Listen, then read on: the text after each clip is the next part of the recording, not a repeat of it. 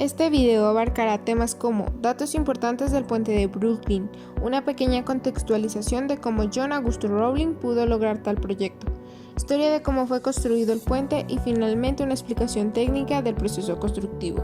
Datos importantes sobre el puente. Bajo un criterio constructivo, el puente de Brooklyn es reconocido en el mundo por ser el primer puente suspendido mediante cables de acero y por ser el puente colgante más largo del planeta durante 20 años. Este se encuentra ubicado en Nueva York, Estados Unidos. Fue construido el 3 de enero de 1876 y finalizó el 24 de mayo de 1883. La longitud total del puente es de 1825 metros, diseñado por John Augustus Rowling y dirigido por su hijo Washington Rowling con la ayuda de su esposa Emily Warren Rowling. John Augustus Rowling fue uno de los mejores ingenieros del siglo XIX. Nació el 12 de julio de 1806 en la ciudad de Mauthausen, Alemania. Fue influenciado por su estudio en Baccaut-Smith, donde se especializaron en el análisis del puente colgante, en el momento que la ingeniería se estaba transformando en una disciplina científica, donde no solo constaba de la aplicación de la matemática y física, sino también del desarrollo metodológico de la ciencia y el arte de la construcción misma. Una de sus primeras propuestas de diseño fue el puente colgante Faino sobre el río Rigueur en 1828.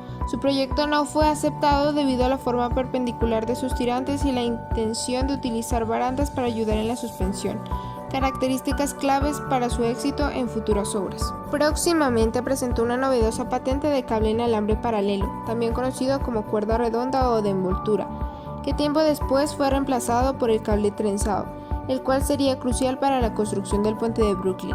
Para 1840 logró mejorar su invento y se dio cuenta de la ventaja que tenía generar una tensión uniforme en los cables. Historia de su construcción. El plan de Rowling era bastante ambicioso. Pretendía construir un tramo que excedía los 3.500 pies. Las torres góticas alcanzaban más de 200 pies y 4 inmensos cables de acero suspendían el camino a 100 pies sobre el río. Dicho proyecto exigía un equilibrio perfecto de fuerzas competitivas entre los cables de acero y las torres de piedra. Rowling viajó a Europa para investigar los inventos submarinos esenciales para la construcción de los cimientos, y en abril de 1869 organizó un recorrido por sus obras más importantes con la intención de mostrar sus capacidades y el dominio del tema. El verano de 1869, mientras su hijo Washington le ayudaba con la obra, ocurrió un accidente en el futuro sitio de construcción. El aplastamiento de su pie derecho por el impacto de un ferry generó una reacción en cadena que le ocasionó la muerte. Tuvieron que amputarle de emergencia y pocos días después la herida que se le ocasionó fue infectada por la bacteria mortal del tétanos, causante de la muerte. No tuvo más opción que nombrar a su hijo ingeniero jefe de la obra. Uno de los primeros retos que tuvo que enfrentar Washington en la construcción del puente fue el hundimiento de los cimientos para las futuras torres góticas. Las torres requerían de cajones subacuáticos para sus cimientos. Estas cajas de madera invertidas de grandes dimensiones superaban el tamaño de una manzana y eran llenas de aire comprimido. El 2 de diciembre de 1870, 6 meses después de la excavación, se produjo un incendio. Washington descendió el cajón para enfrentarse al fuego subterráneo y tomó la decisión de inundar el cajón liberando su presión de aire y arriesgándose al colapso de la primera capa de la torre de piedra sobre su cabeza. A pesar de ello, el cajón había mantenido sus cualidades herméticas. Sin embargo, su salud había sido afectada por la enfermedad de Caisson, generada por pasar demasiado rápido de la presión atmosférica comprimida a la normal. A pesar de todo, el cajón se completó en marzo de 1851. Para construir el segundo cajón se le presentó un problema más grave. El lecho de la roca debajo del lecho del río era 60 pies más profunda que el anterior. Al realizarse las pruebas de suelo, se concluyó que existía una capa de fósiles prehistóricos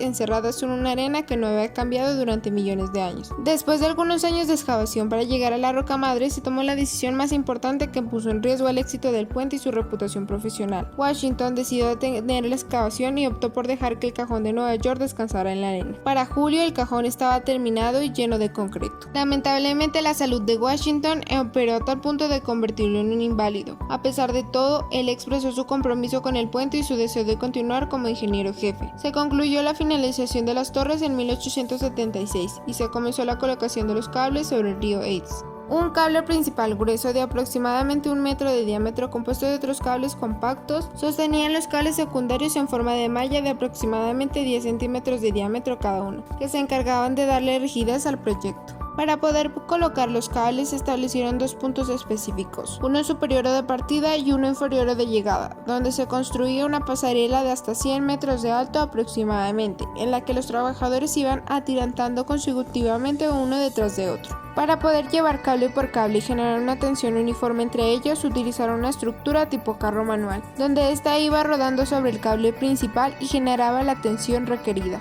Después de la enfermedad que adquirió Washington, era su esposa Emily la encargada de dar instrucciones diarias en la obra y de ser la representante en las reuniones con contratistas, ya que Washington prefirió quedarse en el anonimato y no permitir recibir visitas. Es por ello que se rumora que Emily fue la verdadera directora de obras y solo simulaba que su esposo le daba instrucciones del proyecto. Próximo a esto ocurrió un accidente, donde uno de los cables se soltó con tanta fuerza que mató a 2 hombres. Tras un examen, se descubrió que el cable roto era inferior y quebradizo. Toneladas de cables defectuosos amenazaban la seguridad del puente. El proveedor de cables, Lowen Hyde, fue obligado a suministrar unos de mayor calidad. Sin embargo, Washington no se preocupó, ya que el puente había sido diseñado para ser 6 veces más fuerte de lo necesario. Cada cable estaba conectado con 150 cables más de lo planeado originalmente.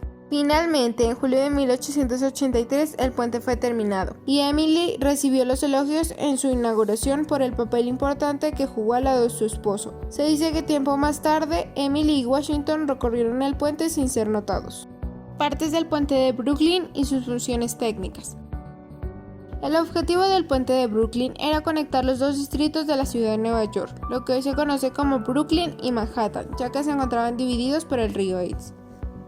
El puente se empezó a construir desde sus cimientos, con cajones neumáticos acuáticos de madera invertido que después serían rellenados de aire comprimido, donde los trabajadores se introducirían en ellos para ir formando dicha estructura, y finalmente debían ser rellenados por concreto. El eje 1 nos indica cómo las cimentaciones no se encuentran al mismo nivel debido a la calidad del suelo y la profundidad del mismo. 2 torres construidas con piedra caliza, granito y cemento colocadas en los extremos sirven de apoyo para darle rigidez al conjunto. Estas eran las encargadas de transmitir las cargas a las cimentaciones y de asumir las tensiones ejercidas por los cables hacia el interior.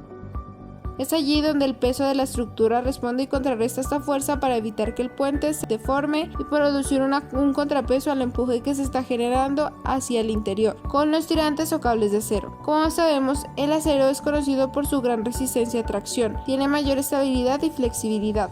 La forma óptima para resistir una tensión es la parábola o catenaria. Si tomamos una cadena y la dejamos caer por su propio peso, esta va a tomar la forma de una parábola, dependiendo de la longitud de la misma y de la distancia entre apoyos.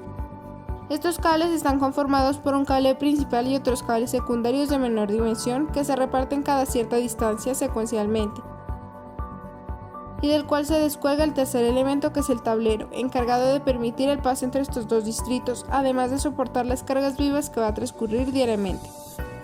Este elemento debía ser considerablemente pesado para evitar el rompimiento del mismo en el sentido transversal, ya que los vientos de intensidad alterna hacen que un puente se mueva en ondas resonantes y el efecto que se producirá no puede dejar de ser destructivo.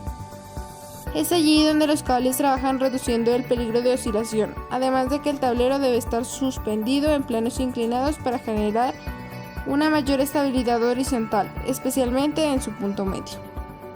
Conclusión y recorrido virtual. Fue la actitud implacable de John Rowling lo que lo catapultó a la historia. Atesoraba cada hora como si tuviera una prenominación del destino. Su trabajo culminante fue una carrera contra la muerte.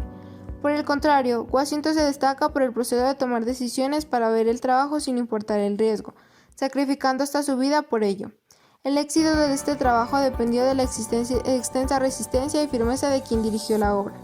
En la actualidad, el puente sigue siendo conservado como uno de los hitos más importantes de Nueva York y funciona con sus 3 carriles, que consta de 2 tramos vehiculares en diferentes sentidos y una circulación peatonal central.